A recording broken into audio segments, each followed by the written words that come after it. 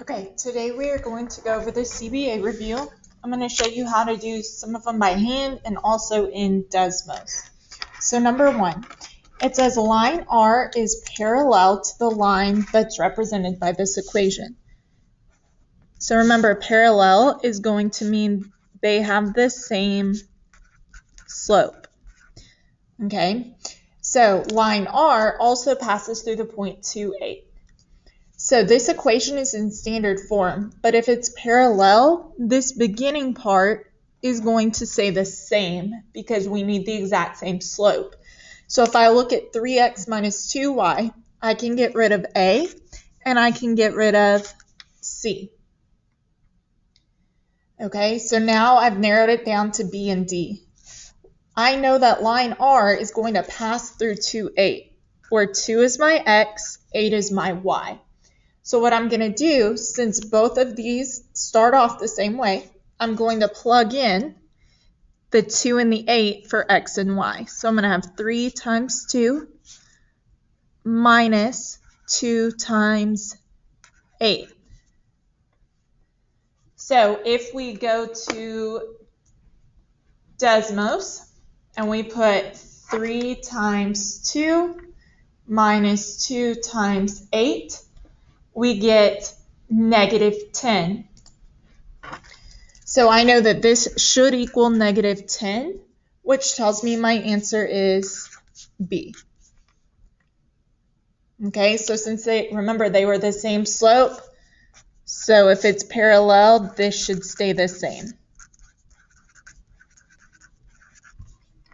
Okay. All right, number 2, the table represents points on the graph of a linear function. Write a function that represents the same relationship in slope-intercept form. So remember, slope-intercept is y equals mx plus b. So we can find the change in x over the change in y to find our slope.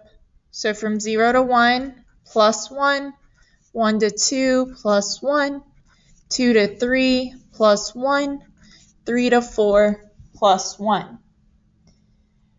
Then we can do the same thing for the y's. So negative 3 to positive 3 is plus 6, 3 to 9 plus 6, 9 to 15 plus 6, 15 to 21 plus 6. So that gives us our slope, which is the change in y over the change in x.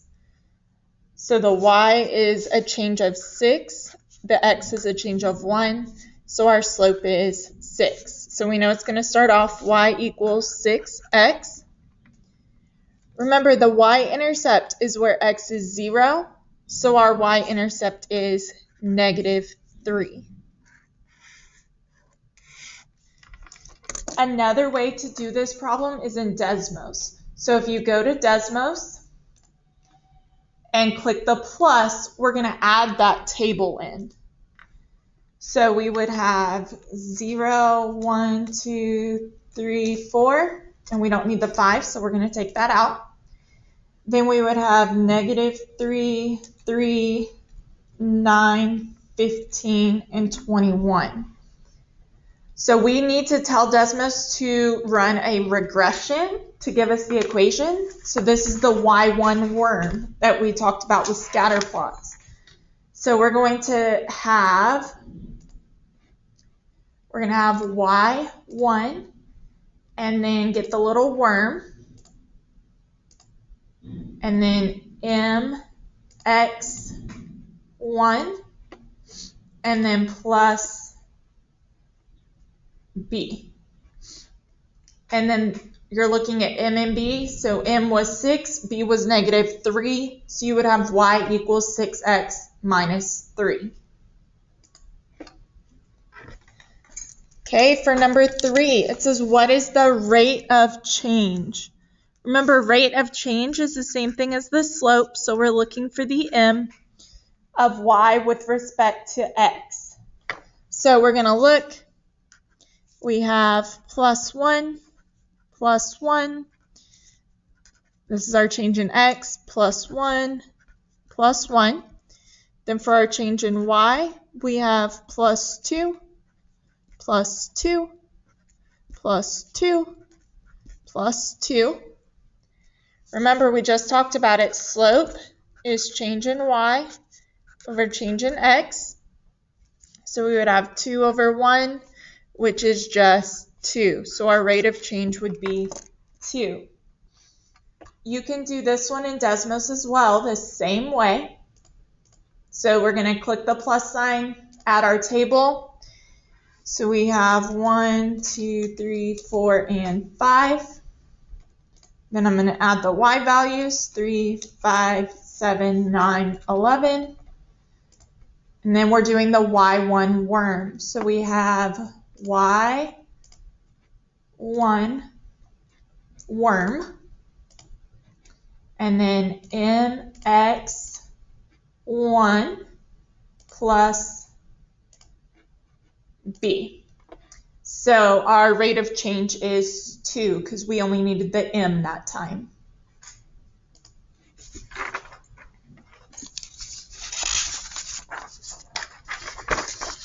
Okay. All right, number 4. Given the line 5y equals 10, which statement is not true? So before I do anything, I have 5y equals 10. I want to get y by itself. So I need to divide by 5. So I have y equals 2. Okay, so we want to know which statement is not true. So I'm going to go ahead and graph this in Desmos. Let me get back to normal. So we have y equals 2. So it's a horizontal line. Okay, which means it's a hoi line.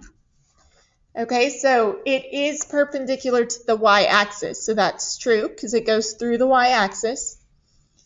The line has a slope of 0. Remember, the O stands for slope of 0 in hoi, so that's true. The line has an undefined slope. That would be false. But let's check the last one. The line is parallel to the x-axis. That is also true because it was horizontal. So our answer should be C. Okay. Which graph represents the solution set y is greater than negative 2/3 x plus 5? Okay, so let's look at it. So we know our slope is negative, so that means our line should be going down. So let's look at the answer choices. They're all going down. Our y-intercept is 5, so let's make sure they all go through 5. And they do. So let's look at the inequality. Remember, if it's less than or greater than, we're going to have a dashed line. If it's less than or equal, greater than or equal, we have a solid line. So judging on this inequality, it should be dashed. So I can get rid of C and D because they're solid. And then remember, if it's y is greater or y is greater than or equal, you shade above. Y is less than or y is less than or equal, you shade below. So based on our inequality, we should be shading above. So that leaves us with answer choice A.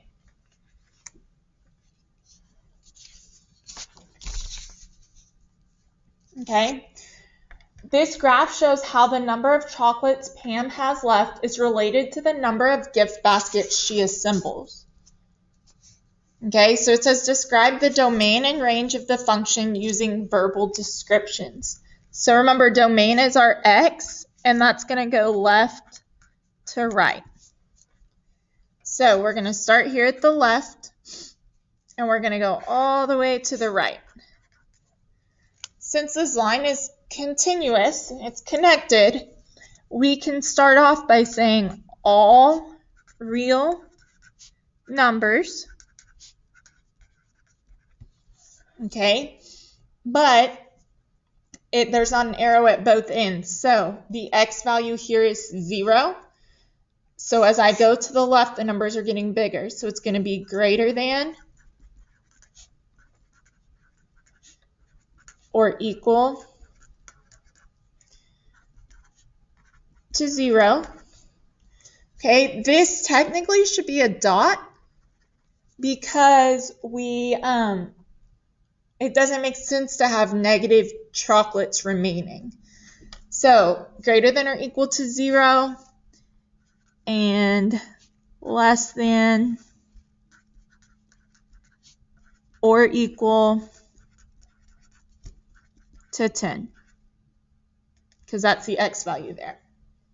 Okay, remember range is our y, and we're going bottom to top. So again, all real numbers.